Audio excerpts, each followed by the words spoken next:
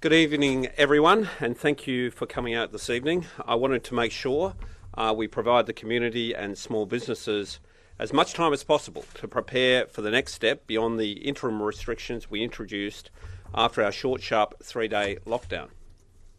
This evening, we convened a meeting of the State Disaster Council to consider the latest health advice and finalise our plan to return to our normal WA lifestyle as quickly as possible. We all know Western Australia has been fortunate throughout this global pandemic.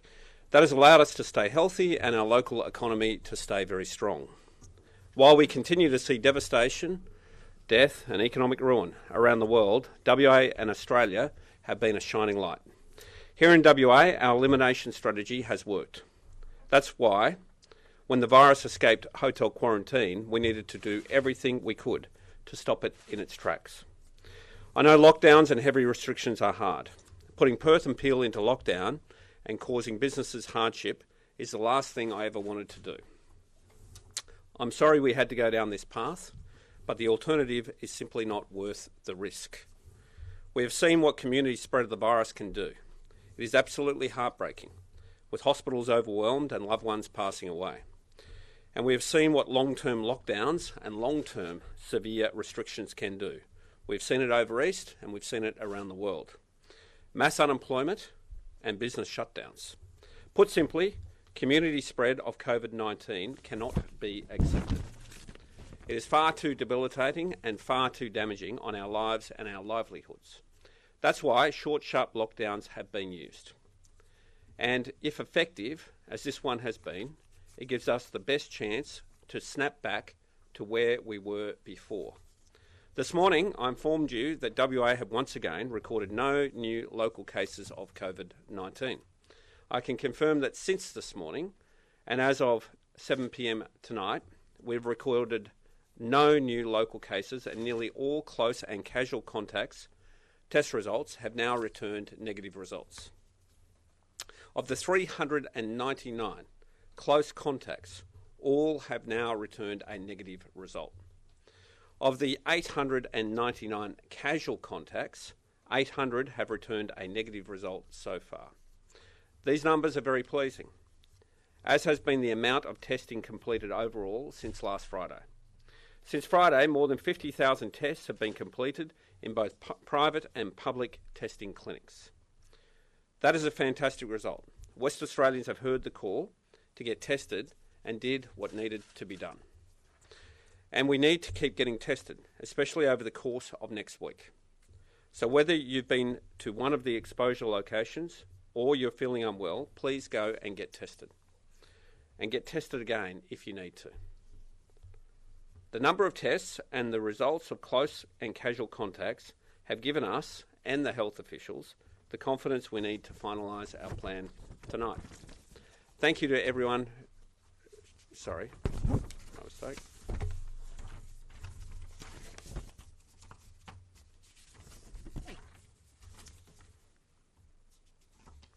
Thank you to everyone who's come forward to get tested. I cannot thank you enough. You've all helped in keeping our community safe.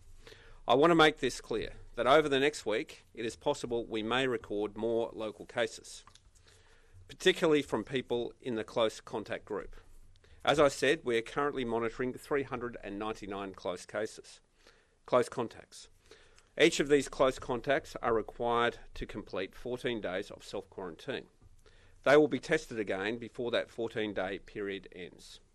And we shouldn't be surprised if we do record new local cases over coming days. That's why the Chief Health Officer has advised that over the next week, we need to be mindful that the full incubation period of the virus has not ended. What we know from our contact traces is that the virus was last in the community on the 23rd of April. That means the 14-day incubation period will end next Friday. This is the reasoning behind the approach we will take until next Friday, while the risk in the community still exists at a lower level. But it is measures that we have taken, our short, sharp lockdown, the interim restrictions, and the contact tracing and testing that has put us in the position we are now in. That is to snap back to where we were with very few restrictions. So as planned, our interim restrictions are set to end at midnight tomorrow night. That is 12:01 Saturday morning.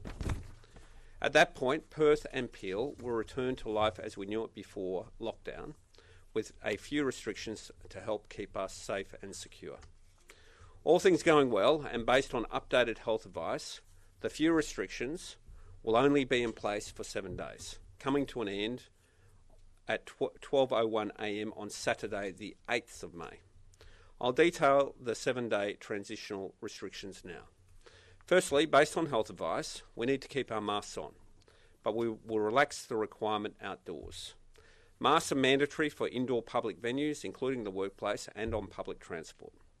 The same exceptions apply, including for medical reasons and primary school aged children and younger. During this 7-day period, masks will only need to be worn outdoors where physical distancing is not possible, like on public transport, at Optus Stadium or an outdoor fete. Anyone who has been in the Perth or Peel region since April 17 but has since travelled to another region must also wear a mask subject to the above conditions. If you leave your home, take your mask with you. The other minor restrictions include a 30-person limit in all homes for private gatherings. Nightclubs can open to the 4 square metre rule with masks mandatory. Indoor and outdoor community sport with spectators can resume. Indoor weddings and funerals permitted for up to 200 guests without an exemption. Outdoor gatherings can take place with up to 500 people without a COVID event plan. One household can visit a patient per day in a hospital, aged care or disability facility.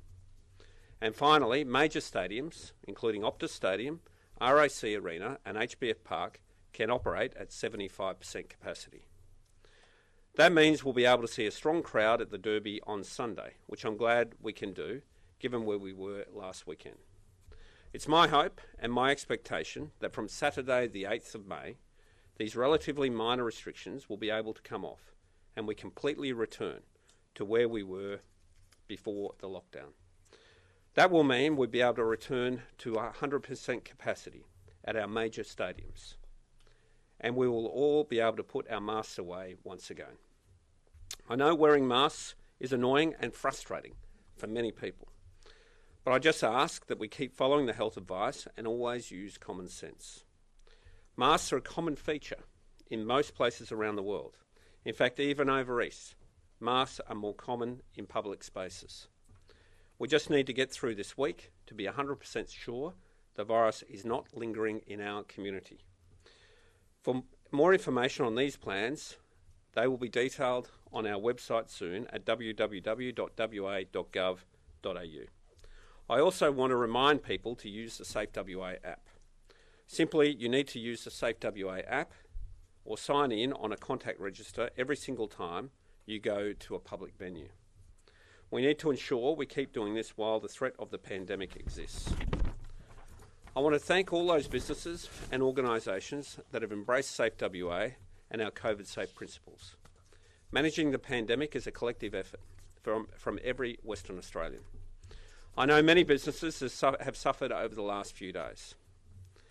And I understand that even though our economy is thriving, a 3-day lockdown can hurt many small businesses. I've always said that the best thing the West Australian Government can do for business is to eliminate COVID and get businesses back operating at full capacity. I firmly believe that, and that is what I'm committed to do. But I know that the past few days has impacted some specific businesses worse than others. That's why I've asked Treasury to work with the Small Business Development Corporation to investigate options for targeted support. I can announce tonight that the state government will be introducing a specific targeted grants program to provide some relief to those small businesses that have been impacted the most. The Small Business Lockdown Assistance Grants will be available to businesses that have been highly impacted by the lockdown and the interim restrictions. Grants of $2,000 will be available to support businesses who meet the eligibility criteria, who have incurred direct costs because of the lockdown, such as the loss of perishable goods. The grant is intended to assist in offsetting some of the costs that many businesses have unfortunately incurred. It's designed for businesses in hospitality industry, like cafes, bars and restaurants, and other businesses like catering services, dance studios, cinemas, fitness centres, gyms and events with perishables. I know it might not be everything some businesses would want, but it is an acknowledgement of the impact and some support to assist.